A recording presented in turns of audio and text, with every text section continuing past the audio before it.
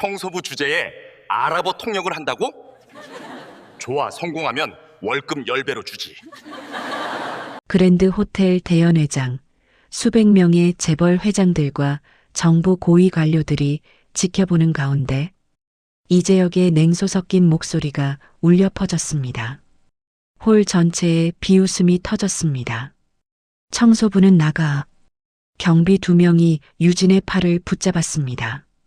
청소 카트가 바닥에 엎어지며 걸레와 세제가 대리석 위로 쏟아졌습니다. 압둘 왕자가 손을 들어 경비를 제지했습니다. 왕자의 경호원 1명이 앞으로 한 발 나서며 손을 들자 홀 전체가 얼어붙었습니다. 잠깐, 저 여자의 말을 들어보겠소. 대체 이 청소부는 누구일까요? 그녀의 입에서 흘러나올 말이 50조 원 계약과 한 사람의 목숨을 살릴 줄은 아무도 몰랐습니다. 평범해 보이는 사람들의 숨겨진 진실이 궁금하시다면 구독 버튼을 눌러주세요. 매일 업로드되는 놀라운 이야기를 전해드립니다. 그럼 며칠 전으로 시간을 되돌려 봅니다. 새벽 4시 유진은 무릎을 꿇고 복도를 닦고 있었습니다. 청소 카트를 밀고 가는데 강민재 대표가 전화하며 지나갔습니다. 카트를 발로 차며 소리쳤습니다. 빨리 치워. 오늘 VIP 온다고. 유진은 고개를 숙이고 엎어진 도구들을 주웠습니다. 손이 떨렸습니다. 객실을 청소하다가 복도 끝에서 이재혁과 수상한 외국인의 대화가 들렸습니다. 아랍어였습니다. 순간 유진의 숨이 턱 막혔습니다. 손에서 물통이 떨어졌습니다. 바닥에 물이 쏟아졌어요. 심호흡을 하며 애써 평정을 찾았습니다. 다시 물통을 집어들었지만 손은 여전히 떨리고 있었죠. 유진은 황급히 몸을 숨겼습니다. 뇌물 봉투가 오가는 게 보였습니다. 그날 밤 작은 원룸에서 준우가 물었습니다. 엄마, 다음 주 병원비는 어떻게 내요? 유진의 손에는 연체 경고장이 들려 있었습니다. 380만 원. 책상 서랍을 열었습니다. 낡은 사진 한 장이 보였어요. 사막 위 전투복을 입은 유진과 동료들. 그중 한 명의 얼굴에 X자 표시가 되어 있었습니다. 유진은 2년 전을 떠올렸습니다. 중동 사막, 총성이 울리고 동료가 쓰러졌어요. 유진이 비명을 질렀습니다. 민서가. 이재혁이 차갑게 말했습니다. 이건 내 실수야, 한유진. 그때를 떠올린 유진은 책상 위 약통을 열었습니다. 수면제를 입에 털어 넣었어요. 창밖으로 그랜드 호텔 본관 건물에 불빛이 보였습니다. 내일도 그곳에 가서 무릎 꿇고 바닥을 닦을 것입니다. 아무도 그녀를 주목하지 않았습니다. 그녀는 그저 투명한 청소부일 뿐이었죠. 오전 10시 호텔 정문에 고급 세단들이 줄지어 섰습니다. 압둘 왕자 일행이 도착했어요. 흰 전통 의상을 입은 왕자 뒤로 경호원 10명이 따랐습니다. 강민재 대표가 긴장한 얼굴로 직원들을 집합시켰습니다. 오늘 UAE 왕실과 50조 원 투자 협약이 체결됩니다. 실수 없도록. 로비에는 재벌 회장들이 속속 도착했습니다. 정부 관료들도 보였어요. 기자들이 카메라를 들고 대기하고 있었죠. 유진은 구석에서 화분을 닦고 있었습니다. 아무도 그녀를 보지 않았어요. 11시 비상벨이 울렸습니다. 강민재의 비서가 뛰어왔습니다. 대표님, 큰일 났습니다. 무슨 일이야? 전문 통역사가 교통사고를 당했습니다. 강민재의 얼굴이 하얗게 변했습니다. 뭐라고? 지금 몇 시인데? 중상이라 병원으로 이송됐습니다. 다른 통역사는? 당장 구해. 비서가 전화기를 들고 여기저기 연락했습니다. 하지만 돌아오는 답은 똑같았어요. 2시간 내에는 불가능합니다. 오늘은 모두 일정이 잡혀 있습니다. 강민재가 책상을 쳤습니다. 대연회장에서는 수백 명이 기다리고 있었습니다. 재벌 회장들이 시계를 보며 웅성거렸어요. 정오가 됐습니다. 압둘 왕자가 자리에서 일어났습니다. 아랍어로 말했습니다. 왕자의 경호원이 통역 없이 강민재에게 영어로 전달했습니다. 왕자님께서 1시간 기다렸다고 하십니다. 통역 없이는 한마디도 못 하신답니다. 강민재가 땀을 흘리며 애원했습니다. 조금만 더 기다려 주십시오. 왕자가 다시 아랍어로 말했습니다. 경호원이 차갑게 전달했어요. 30분 드리겠습니다. 그때까지 통역사가 없으면 떠나시겠답니다. 회장들이 수군거렸습니다. 이거 큰일인데. 계약 무산되면 우리 회사도 타격이야. 이재혁이 복도에서 유진을 보고 지나쳤습니다. 청소부는 빨리 치우고 꺼져. 중요한 사람들 방해하지 말고. 유진은 고개를 숙였습니다. 시계는 12시 15분을 가리키고 있었습니다. 15분 후면 왕자가 떠날 것입니다. 강민재가 복도를 서성이며 전화를 받았습니다. 희망은 보이지 않았어요. 대연회장 안은 점점 어수선해졌습니다. 복도 구석 유진은 대연회장 쪽을 바라봤습니다. 유리문 너머로 왕자가 보였어요. 왕자가 아랍어로 말하는 소리가 희미하게 들렸습니다. 통역이 없으면 나는 떠나겠소. 유진의 가슴이 뛰었습니다. 주머니에서 휴대폰이 진동했어요. 준우의 문자였습니다. 엄마, 오늘 약값 언제 내요? 선생님이 독촉하셔. 병실 친구들이 다 알아버렸어. 유진은 입술을 깨물었습니다. 손이 떨렸어요. 나서면 과거가 들통날 수도 있어. 이재혁이 날 가만 안 둘 거야. 하지만 준우의 얼굴이 떠올랐습니다. 병원비 연체 경고장도 생각났어요. 유진은 심호흡을 했습니다. 대연회장 문 앞에 섰습니다. 손을 들어 문손잡이를 잡았어요. 손이 떨렸지만 힘을 주었습니다. 문을 열었습니다. 수백 개의 시선이 일제히 유진에게 쏠렸습니다. 강민재가 인상을 찌푸렸어요. 지금 뭐 하는 거야? 나가. 유진은 앞으로 걸어갔습니다. 떨리는 목소리로 말했어요. 제가 통역할 수 있습니다. 순간 홀이 완전히 조용해졌습니다. 그리고 폭소가 터졌습니다. 하하, 청소부가 통역을? 말도 안 돼. 이재혁의 얼굴이 창백하게 변했습니다. 저 여자가 왜? 강민재가 비웃으며 말했습니다. 청소부 주제에 아랍어 통역을 한다고? 좋아, 성공하면 월급 10배로 주지. 더 큰 웃음이 터졌어요. 경비 2명이 달려왔습니다. 유진의 팔을 붙잡았어요. 청소부는 나가. 유진을 끌어내기 시작했습니다. 청소 카트가 바닥에 엎어졌어요. 걸레와 세제가 대리석 위로 쏟아졌습니다. 그때였습니다. 압둘 왕자가 손을 들었습니다. 왕자의 경호원 1명이 앞으로 한 발 나섰어요. 손을 들어 제지했습니다. 홀 전체가 순식간에 얼어붙었습니다. 왕자가 조용히 말했습니다. 잠깐, 저 여자의 말을 들어보겠소. 경비들이 유진의 팔을 놓았습니다. 강민재가 당황하며 말했습니다. 왕자님, 저 여자는 그냥 청소부입니다. 왕자가 유진을 바라봤습니다. 날카롭지만 호기심 어린 눈빛이었어요. 청소부라도 상관없소. 통역할 수 있다고 했으니 기회를 주겠소. 유진은 떨리는 몸으로 일어섰습니다. 홀의 모든 시선이 그녀에게 집중됐습니다. 유진이 입을 열었습니다. 환영합니다, 전하. 완벽한 고급 아랍어였습니다. 압둘 왕자의 눈이 커졌습니다. 몸을 앞으로 기울였어요. 홀이 순식간에 조용해졌습니다. 재벌 회장들이 서로 눈빛을 교환했어요. 기자들이 카메라를 들었습니다. 왕자가 아랍어로 물었습니다. 당신은 누구요? 어디서 배웠소? 유진이 유창하게 대답했어요. 저는 아랍어를 사랑하는 사람입니다. 독학으로 배웠습니다. 왕자가 미소를 지었습니다. 흥미롭군. 발음이 매우 정확하오. 계속하시오. 유진이 왕자의 일정을 확인하고 한국 측에 통역했습니다.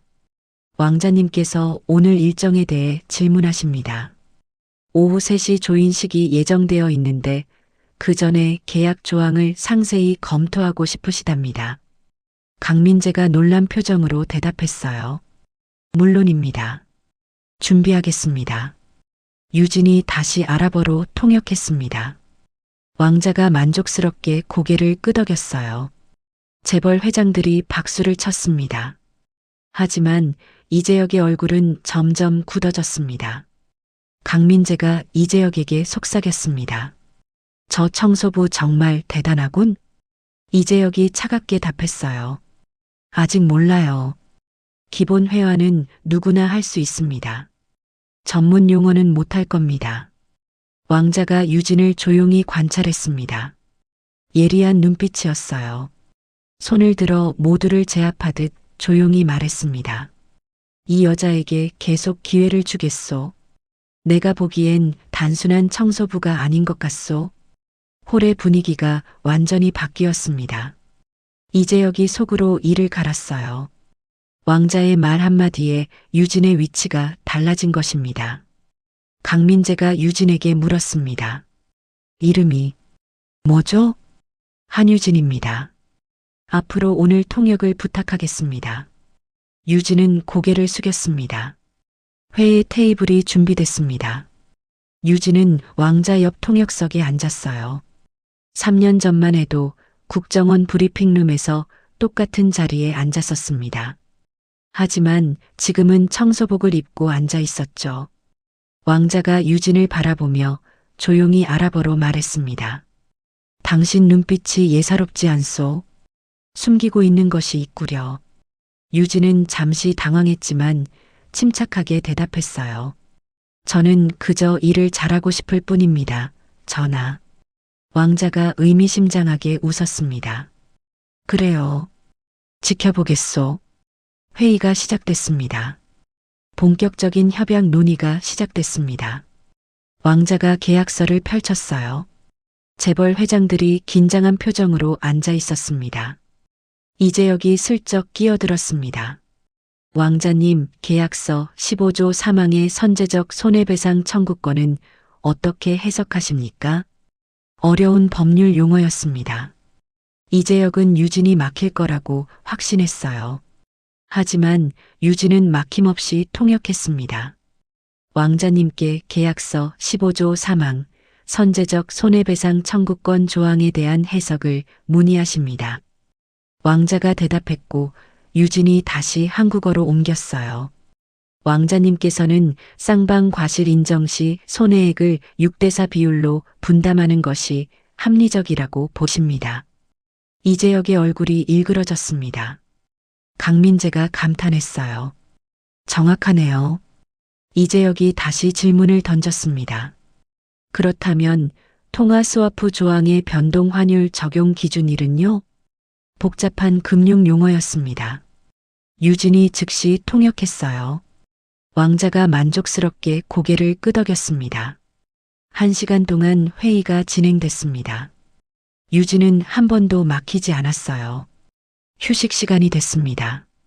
이재혁이 유진을 비상계단으로 끌고 갔습니다. 문이 닫히자 이재혁이 유진을 벽에 몰아넣었어요. 넌 여기 없어야 할 사람이야. 유진이 뒤로 물러섰습니다. 무슨 말씀이세요?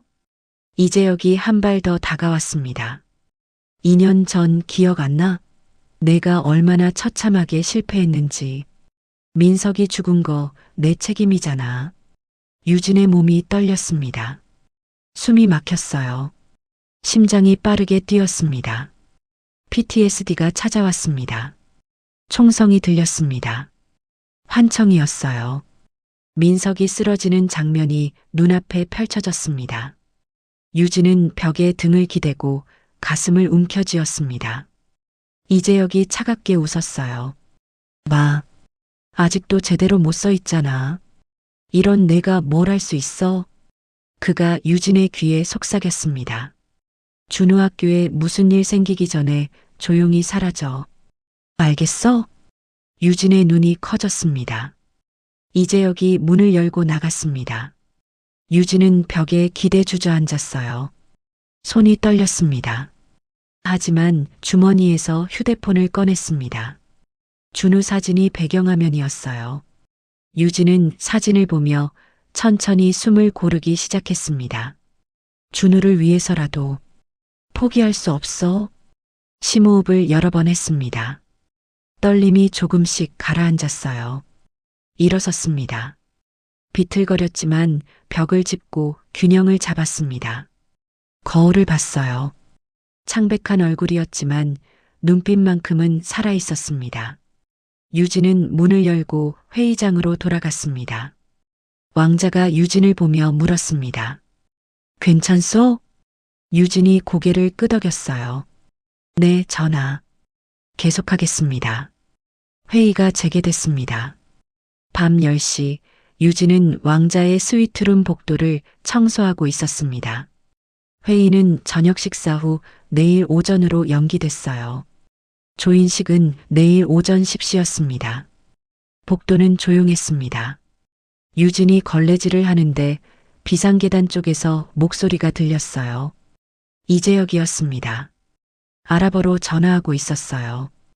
유진은 손을 멈췄습니다. 내일 오전 조인식 때 그를 제거한다. 샹들리에에 폭발물 설치 완료했어. 유진의 손에서 걸레가 떨어졌습니다. 이재혁의 목소리가 계속 들렸어요. 한유진도 같이 처리해. 그 여자 눈치가 빨라서 같이 없애는 게 나아. 조인식 때 샹들리에 아래 서게 만들면 돼. 유진은 숨을 죽이고 벽에 붙었습니다. 50억 달러 받으면 당신들 목도 챙겨줄게. 약속했잖아. 전화가 끊어졌습니다. 유진은 황급히 강민재 대표실로 뛰어갔습니다. 밤 10시 30분 대표실 문을 두드렸어요. 강민재가 피곤한 얼굴로 문을 열었습니다. 뭐야? 청소는 끝났잖아. 유진이 숨을 헐떡이며 말했습니다. 대표님, 내일 왕자님이 위험합니다. 샹들리에에 폭발물이 있어요. 강민재가 웃었습니다. 뭐, 지금 농담하는 거야? 진짜예요. 이재혁 본부장이 전화로 아랍어로 말하는 걸 들었어요. 바로 그때 이재혁이 복도에서 나타났습니다. 대표님, 무슨 일이십니까? 강민재가 유진을 가리켰어요. 이 여자가 이상한 소리를 하는데.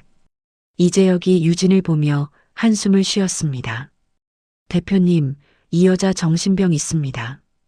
2년 전 국정원에서 큰 사고 치고 PTSD로 환청, 환각 증상이 있어요. 강민재의 표정이 변했습니다. 정신병? 이재혁이 고개를 끄덕였어요. 동료가 작전 중 사망했는데 그 충격으로 해고됐습니다. 제가 같은 부서였거든요. 강민재가 유진을 차갑게 바라봤습니다. 이 본부장은 15년간 믿어온 사람이고 당신은 청소부잖아. 유진이 절규했습니다. 제발 믿어주세요. 왕자님이 죽을 수도 있어요. 강민재가 손을 내저었어요.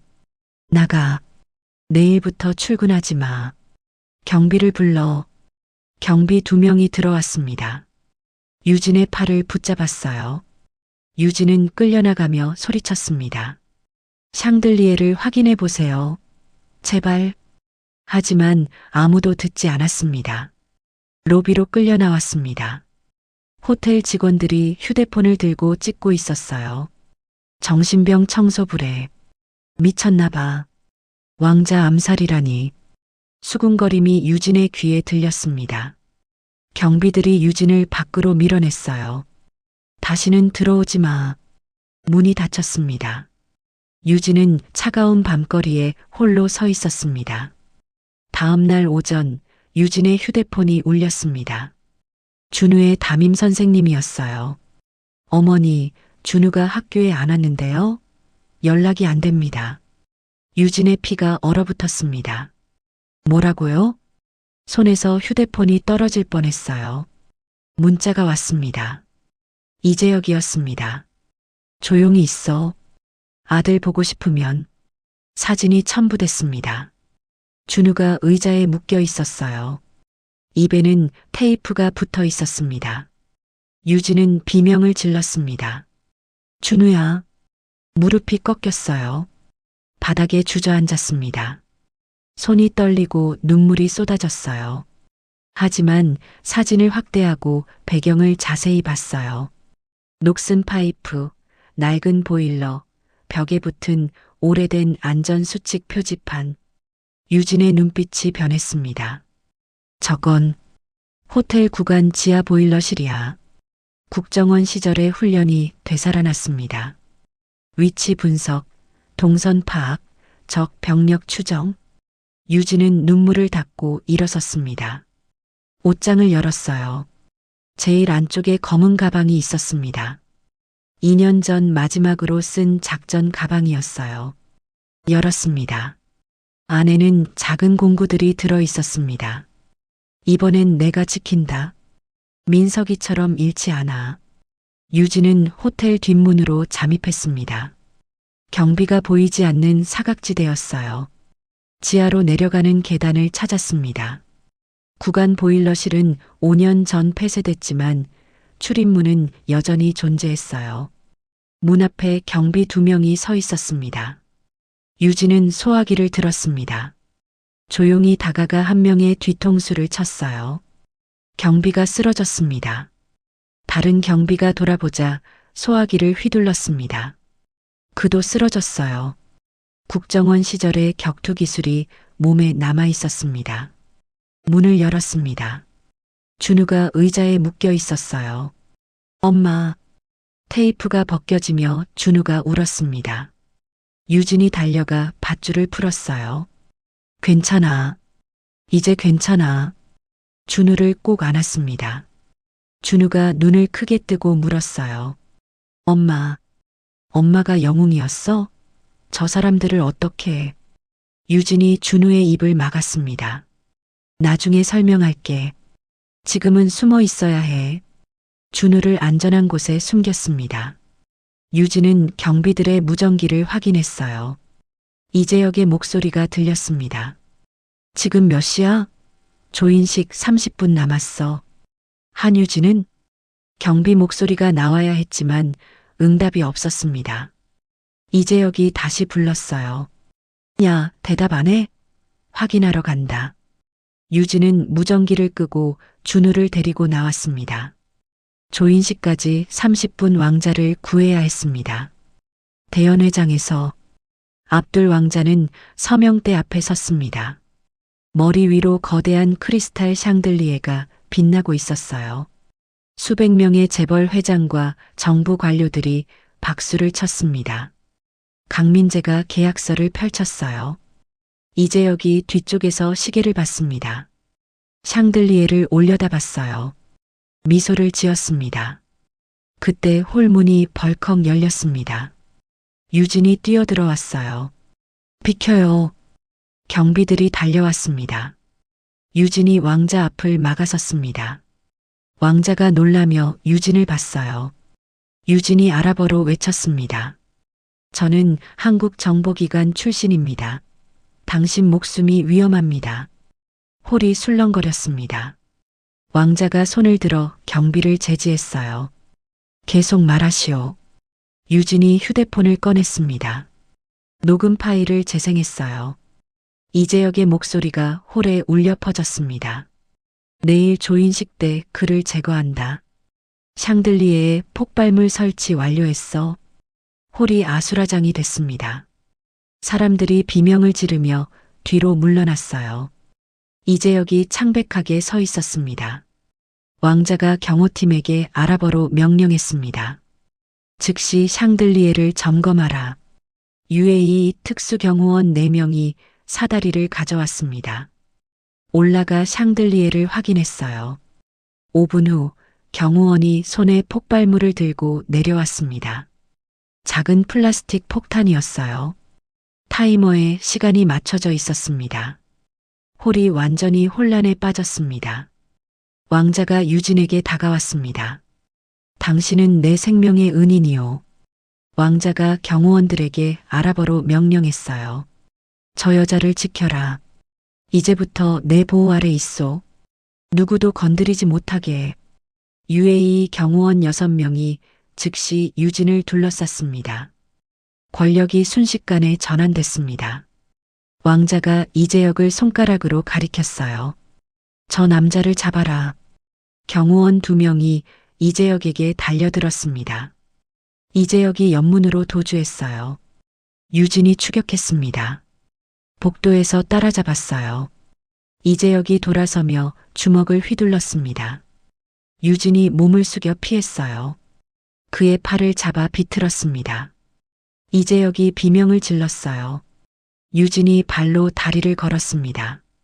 이재혁이 바닥에 쓰러졌어요. 유진이 그의 등에 무릎을 올렸습니다. 팔을 뒤로 꺾었어요. 2년 전 진실을 밝히겠어. 유진이 이재혁의 주머니에서 휴대폰을 꺼냈습니다. 잠금을 풀었어요.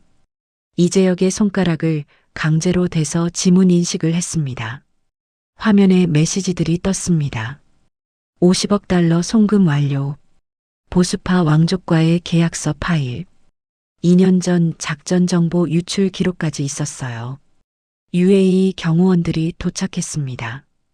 이재혁을 끌고 갔어요. 유진은 복도 벽에 기대 주저앉았습니다. 손이 떨렸어요.